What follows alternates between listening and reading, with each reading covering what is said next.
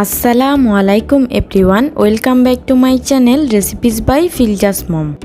আমার আজকের রেসিপি হচ্ছে ঘরে তৈরি দুনিয়ার সবচেয়ে সহজ উপায়ে মাত্র 1 মিনিটে তৈরি করা যায় নুডলস রেসিপি।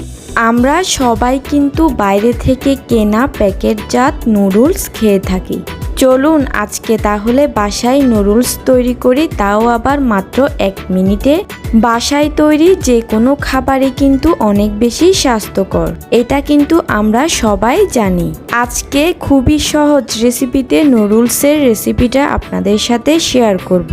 এই রেসিপিতে একবার হলেও বাসায় অন্তত ট্রাই করে দেখুন, আপনারা নিজেরাই অবাক হয়ে যাবেন।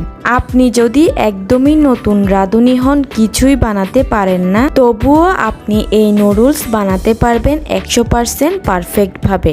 আমি অনেস্টলি বলছি, বাজারের নুডলসের সাথে এই নুডলসের কোনো পার্থক্যই নেই।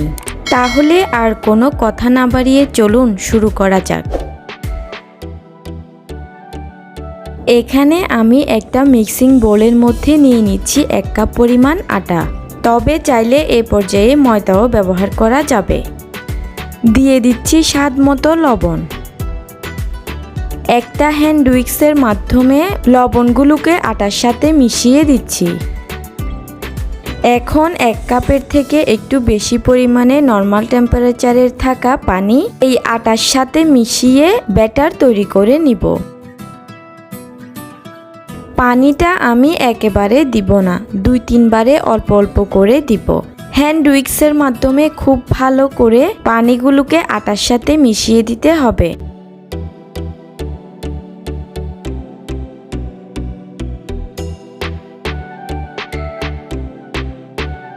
এভাবে করে আমি ঘড়ি ধরে 3-4 মিনিটের মতো বিট করে নিচ্ছি। এতে করে এই ব্যাটারটা খুব সুন্দর স্মুথ হবে এবং পারফেক্ট একটা ব্যাটার তৈরি হবে। দেখতেই পাচ্ছেন এই ব্যাটারের ঘনত্বটা ঠিক কেমন হবে। আমি একটা চামচের সাহায্যে তুলে দেখিয়ে দিচ্ছি। 1 কাপ আটার জন্য আমার পানি লেগেছে 1 কাপের থেকে সামান্য পরিমাণে বেশি পানি। এবার আমি এখানে নিয়েছি এরকম একটি সসের বোতল। আপনাদের ঘরে যদি এরকম সসের বোতল থাকে তাহলে সেই বোতল দিয়ে আপনারা এই রেসিপিটা করতে পারেন, তবে নর্মাল পানির বোতল দিয়েও এই রেসিপিটি করা যাবে।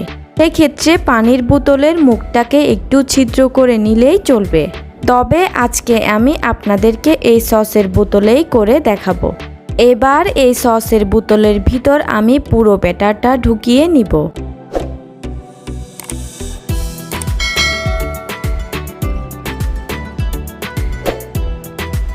পুরো ব্যাটারটা সসের বোতলে নেওয়া হয়ে গেলে এবার আমি বোতলের মুখটা আটকিয়ে দিব।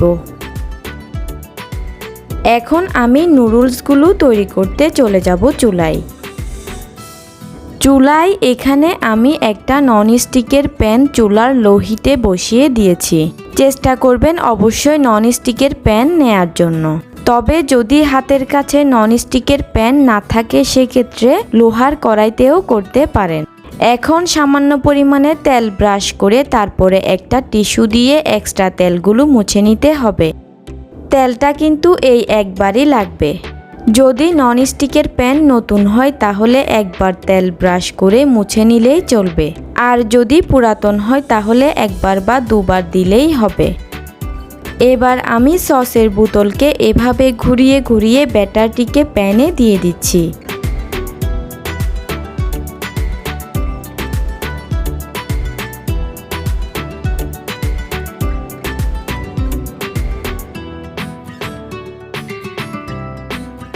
ব্যাটারটি দেয়া হয়ে গেলে এবার আমি অপেক্ষা করব 2 থেকে 3 সেকেন্ডের মতো। ব্যাটারটি প্যানে দেওয়ার পর জাস্ট 2 থেকে 3 সেকেন্ডের মতো অপেক্ষা করলেই হবে, ঢেকে দেওয়ারও কোনো প্রয়োজন নেই। 2 থেকে 3 সেকেন্ডের মধ্যেই কিন্তু উপরের কাঁচা ভাবটা চলে যাবে আর এটা সেদ্ধ হয়ে যাবে। আপনারা দেখলেই বুঝতে পারবেন। দেখুন, কোনো প্রকার ঝামেলা ছাড়াই কিন্তু এটি খুব ইজিলি প্যান থেকে উঠে আসছে। মাত্র 1 কাপ পরিমাণ আটা দিয়ে কিন্তু অনেকগুলো নুডলস তৈরি হয়ে যাবে, আর এটা বানাতেও কিন্তু 5 মিনিটের বেশি সময় লাগবে না। আপনি তখন নিজে নিজে বলবেন এই রেসিপিটি কেন আগে জানলাম না।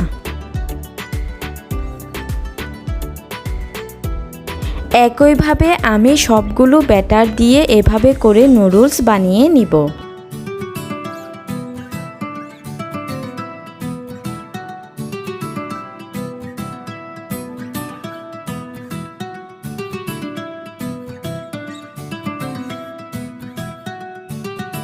আমার সবগুলো নুডলস বানিয়ে নেওয়া শেষ।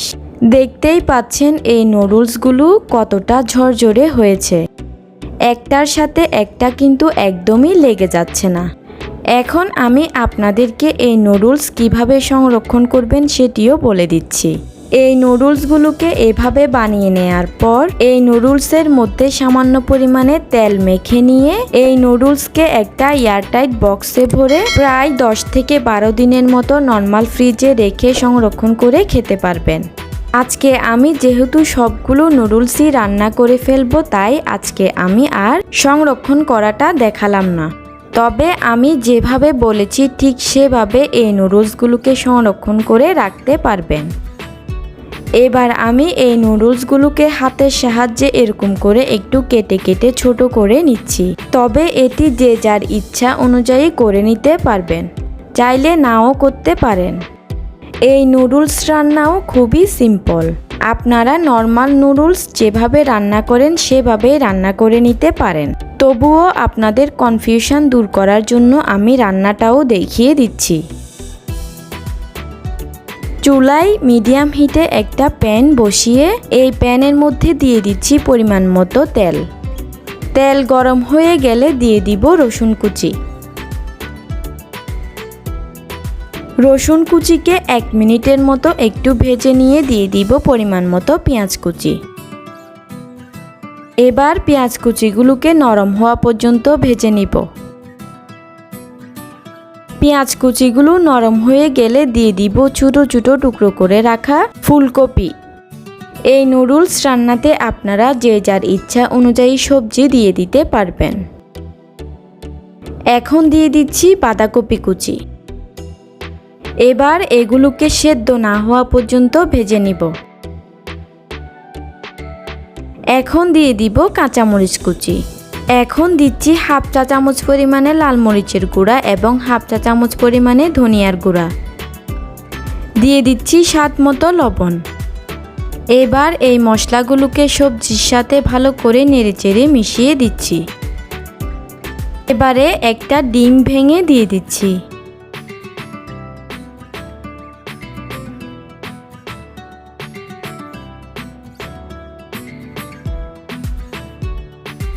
ডিমটাকে ভালো করে নেড়েচেড়ে মিশিয়ে দেওয়ার পর এখন দিয়ে দিচ্ছি পরিমাণ মতো টমেটো সস।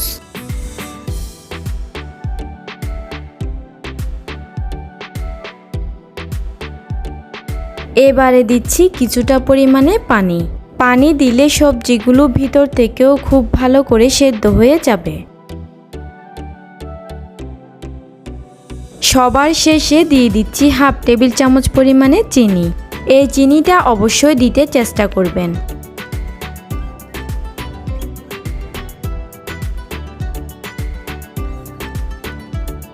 এখন আমি দিয়ে দিচ্ছি সবগুলো নুডলস।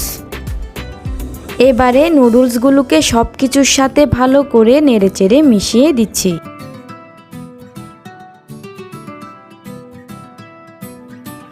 এই নুডলসগুলো কিন্তু এখনই তৈরি হয়ে গিয়েছে খাওয়ার জন্য।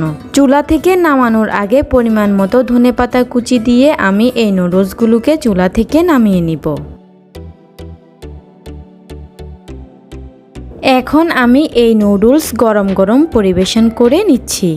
আশা করছি দেখে নিশ্চয়ই বুঝতে পারছেন এই নুডলস রান্নাটাও কতটা সহজ আর নুডলস বানানোটাও কতটা সহজ। আপনারা এভাবে একবার নুডলস বানিয়ে পরিবারের সকলকে তাক লাগিয়ে দিতে পারবেন। কারণ এই হাতে তৈরি নুডলস কিন্তু বাড়ির ছোট থেকে বড় সকলেই খুবই পছন্দ করে খাবে। প্রিয় দর্শক, আমি আশা করছি আমার আজকের এই সহজভাবে তৈরি নুডলসের রেসিপিটি আপনাদের কাছে অনেক বেশি ভালো লেগেছে। ভালো লেগে থাকলে অবশ্যই ভিডিওতে লাইক, কমেন্ট, শেয়ার এবং চ্যানেলটি সাবস্ক্রাইব করতে কিন্তু একদমই ভুলবেন না। আমি আজকের মতো এখানেই বিদায় নিচ্ছি। আল্লাহ হাফেজ।